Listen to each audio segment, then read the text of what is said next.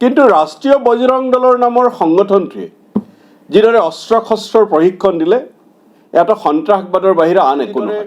2 বছৰ আগতে অসমত সিনিয়ৰ মাদ্ৰাছা আছিলে, আৰবী কলেজ বা হাই মাদ্ৰাছা বা এমি মাদ্ৰাছা, এইবোৰ অনুষ্ঠানত কোনোবা এটা যদি এনেকুৱা হ'লহেঁতেন, কিমান মানুহ ইমান সময়ত গ্ৰেপ্তাৰ হ'লহেঁতেন, কিমান মাদ্ৰাছা বুলডোজ হ'লহেঁতেন, তাৰ কিন্তু কোনো নিশ্চয়তা দিব নোৱাৰে। ঘটনা ঘটিছে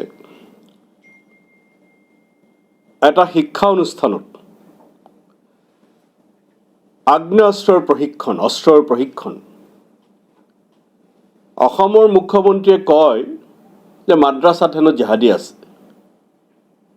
আৰু কেইবাখনো মাদ্ৰাছাত বুলডোজ চলালে জেহাদী থকা বুলি কৈ।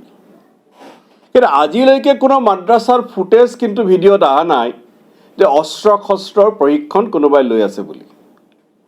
আমি সকলো ধৰণৰ উগ্ৰপন্থী কাম কাজৰ বিৰুদ্ধে, কিন্তু মঙলদৈৰ মহৰ্ষি বিদ্যা মন্দিৰত ৰাষ্ট্ৰীয় বজৰং দলৰ যিটো প্ৰশিক্ষণ, একটা সন্ত্ৰাসবাদৰ বাহিৰে আন একো ক'ব নোৱাৰি।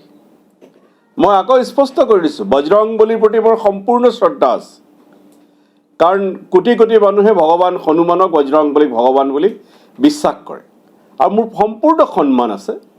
কিন্তু ৰাষ্ট্ৰীয় বজৰং দলৰ নামৰ সংগঠনটোৱে যিদৰে অস্ত্ৰ শস্ত্ৰৰ প্ৰশিক্ষণ দিলে এটা সন্ত্ৰাসবাদৰ বাহিৰে আন একো নহয়।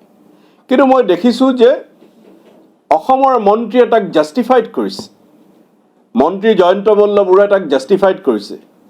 এই কাৰবাৰটো মহৰ্ষি বিদ্যা মন্দিৰত যিটো ঘটিছে সেইটো কৌমী মাদ্ৰাছা নালাগে। আগতে যিদৰে 2 বছৰ আগতে অসমত সিনিয়ৰ মাদ্ৰাছা আছিলে, আৰবী কলেজ বা হাই মাদ্ৰাছা বা এমি মাদ্ৰাছা, এইবোৰ অনুষ্ঠানত কোনোবা এটা যদি এনেকুৱা হ'লহেঁতেন, কিমান মানুহ ইমান সময়ত গ্ৰেপ্তাৰ হ'লহেঁতেন, কিমান মাদ্ৰাছা বুলডোজ হ'লহেঁতেন, তাৰ কিন্তু কোনো নিশ্চয়তা দিব নোৱাৰে। আৰু জয়ন্ত মল্ল বৰুৱাই যিদৰে বজৰং দলক প্ৰশিক্ষণক, অস্ত্ৰ শস্ত্ৰৰ প্ৰশিক্ষণক জাষ্টিফাইড কৰিছে, মাদ্ৰাছাত যদি এনে ঘটনা ঘটিলহেঁতেন, মাদ্ৰাছাত যদি এনে ঘটনা বা ইয়াতকৈ কম ঘটনা সাধাৰণ লাঠি চালনাৰ প্ৰশিক্ষণ হ'লহেঁতেন, তাক অকণমান যদি সেইটোক জাষ্টিফাই কৰিব গ'লহেঁতেন, কি অৱস্থা হ'লহেঁতেন সেইসকল নেতাৰ ভাবি চাওক অকণমান। গতিকে আজি ৰাষ্ট্ৰীয় বজৰং দলৰ যিটো প্ৰশিক্ষণ, সেই প্ৰশিক্ষণটো মোৰ বোধেৰে সন্ত্ৰাসবাদী কাৰ্যকলাপতকৈ কোনো গুণে কম নহয়। মই নকওঁ যে মহৰ্ষি বিদ্যা মন্দিৰক বুলডোজ কৰিব লাগে বুলি মই নকওঁ, কিন্তু এনেধৰণৰ ঘটনা যদি ঘটি থাকে, গ্ৰেপ্তাৰ কৰিছে হয়। আমি সকলোৱে জানো গৰুখুটিত মৃতদেহৰ ওপৰত এজন ফটোগ্ৰাফাৰে নৃত্য কৰিছিলে, সাময়িকভাৱে গ্ৰেপ্তাৰ কৰিছিল, তাৰপিছত তাৰ কোনো বিচাৰ হ'ল জানো?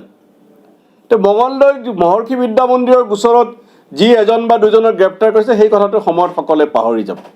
আৰু সেইকাৰণে মই ভাবোঁ যে এই মহৰ্ষি বিদ্যা মন্দিৰৰ যিটো প্ৰশিক্ষণ হৈছে, কোনো তাক লঘু হিচাপে ল'ব নালাগে। এনেধৰণৰ ঘটনা যাতে ভৱিষ্যতে অসমত নঘটে সেই বিষয়টোত মই কায়ত্ন অনুৰোধ জনাম, কাৰণ চৰকাৰখনৰ ওপৰত এতিয়া কাৰো বিশ্বাস নাই। কাৰণ অসমৰ যিখন চৰকাৰ, হিমন্ত বিশ্ব শৰ্মাৰ চৰকাৰ বা গোটেই ভাৰতত বিজেপিৰ চৰকাৰসমূহ, এই চৰকাৰসমূহে আইনৰ শাসনত সমূলি বিশ্বাস নকৰা হৈছে।